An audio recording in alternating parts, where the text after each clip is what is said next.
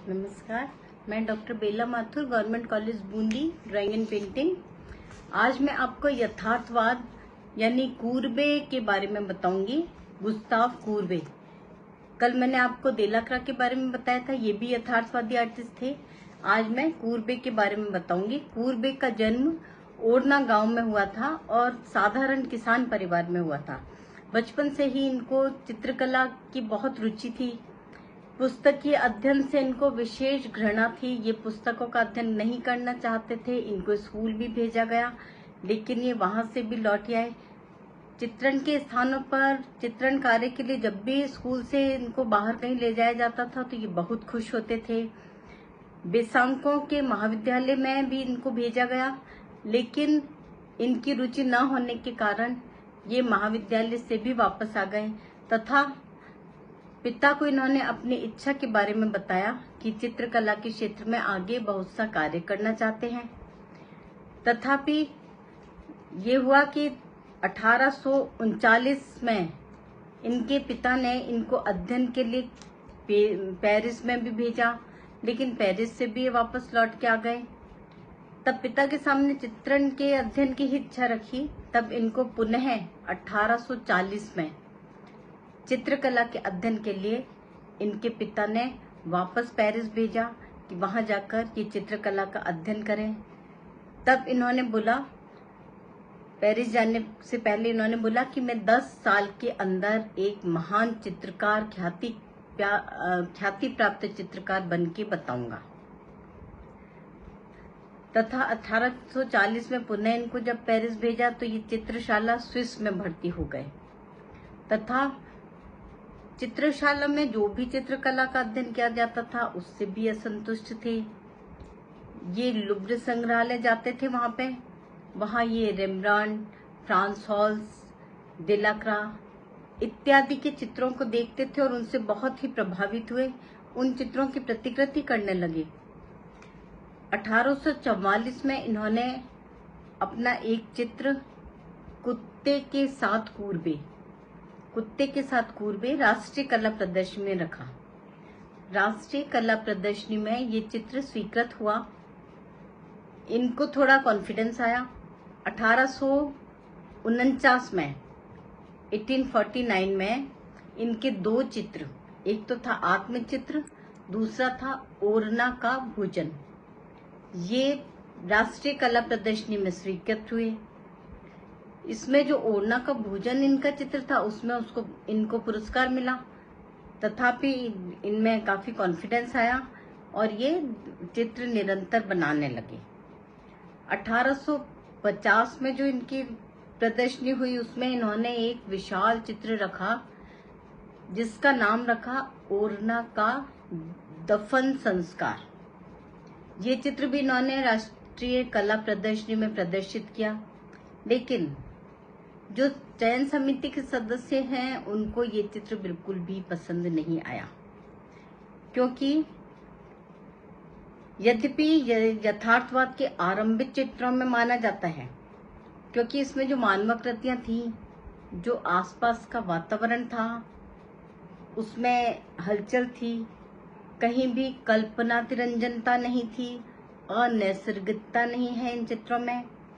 ऐसा प्रतीत होता है जैसे स्वयं हम किसी घटना को देख रहे हैं। तथापि ये चित्र लोगों को पसंद नहीं आया। कूर्बे कहते हैं कि ओरना के दफन संस्कार चित्र के साथ ही मैंने रोमांसवाद का दफन कर दिया और यथार्थवाद का प्रारंभ कर दिया। यथार्थवाद, जैसा कि मैंने आपको पहले भी बताया है कि जैसा देखा वैसा चित्रित किया। इसमें इन्होंने कहीं भी अपनी कल्पनाशीलता नहीं लगाई है। उस समय जो प्रचलित परंपरा थी वो ये थी कि कला विषय जो होते थे वो देवता, धर्म, राजा, उच्च अधिकारी, उच्च खानदान के लोग, उनकी वेशभूषा, उनके राष्ट्रीय ठाट बाट, उनका चित्रण करना ही आदर्श चित्रण माना जाता था। जबकि कूर्बे ने, क्योंकि यथार्थवादी थे, इन्होंने इन रूढ़ियों को तोड़ा। इन्होंने कहा कि समाज का जो सामान्य स्तर है वो जैसा है अगर हम उसको वैसा ही चित्रित करें तो शायद वो ज्यादा अच्छा है। इन्होंने उसको समाज के जो सामान्य स्तर था उसको वास्तविक रूप में चित्रित किया, वो भी इतने बड़े पट पर। समाज ने कूर्बे की कला को भ्रष्टता का दर्जा दिया। इन्होंने कहा कि कूर्बे की कला में गंवारपन है, लेकिन इन सब बातों से कूर्बे विचलित नहीं हुए। जब भी मैंने आपको बताया है, जब भी कोई चित्रकला या कला के क्षेत्र में कोई भी परिवर्तन आते हैं उसकी आलोचना जरूर होती है, और आलोचनाओं से हमें निश्चय ही कुछ ना कुछ नया सीखने को मिलता है। आगे बढ़ने के लिए आलोचना निश्चय ही आगे बढ़ने के लिए एक पायदान है। कूर्बे फिर भी अपना चित्र बनाते रहे और राष्ट्रीय चित्रकला जो प्रदर्शनियां थी उसमें अपने चित्र निरंतर प्रदर्शित करते रहे।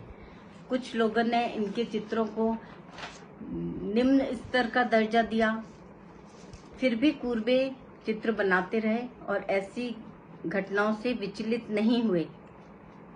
लोग कहते हैं कि ऐसी घटना के चित्रण से कला की उच्च परंपरा नष्ट हुई है, लेकिन कूर्बे का ऐसा मानना नहीं था। कूर्बे ने अपनी कला को सामाजिक राजनीतिक महत्व देने की चेष्टा की है। वे श्रेष्ठ यथार्थवादी कलाकार थे। उनकी कला का केवल कलात्मक विचारों से ही महत्व है। वह कहते थे कला में सिर्फ कलात्मक विचार होने चाहिए, जैसा देखा वैसा चित्रित किया। इसके अतिरिक्त कला में नवीनता होनी चाहिए। आप निरंतर नवीन चित्र बनाओ। चयन समिति के आगे उन्होंने बहुत से चित्र बना के रखे, उनका विरोध हुआ, उसके बावजूद भी वे चित्र प्रदर्शित करते रहे। निश्चय ही एक दिन उन्होंने कला के क्षेत्र में हलचल मचाकर रख दी। उनके चित्र लोगों को बहुत पसंद आने लगे। जो नवीन कलाकार थे, कला प्रेमी थे, काव्यकार थे, साहित्यकार थे, उन्होंने इनके नवीन चित्रों की बहुत प्रशंसा की। अब ये उनके चित्रों को समझने लगे। अब कूर्बे पीछे नहीं देखते थे, वरन निरंतर वे कला के पथ पर आगे बढ़ते चले गए। कूर्बे पेरिस में ब्रॉस्ट्री द मार्टिर और आंद्रे केल नामक जलपान गृह में जाते थे। नव कलाकारों से अपनी कला के बारे में चर्चा करते थे। उससे उनको अपनी मनोवृत्तियों का आदान प्रदान करने का मौका मिलता था।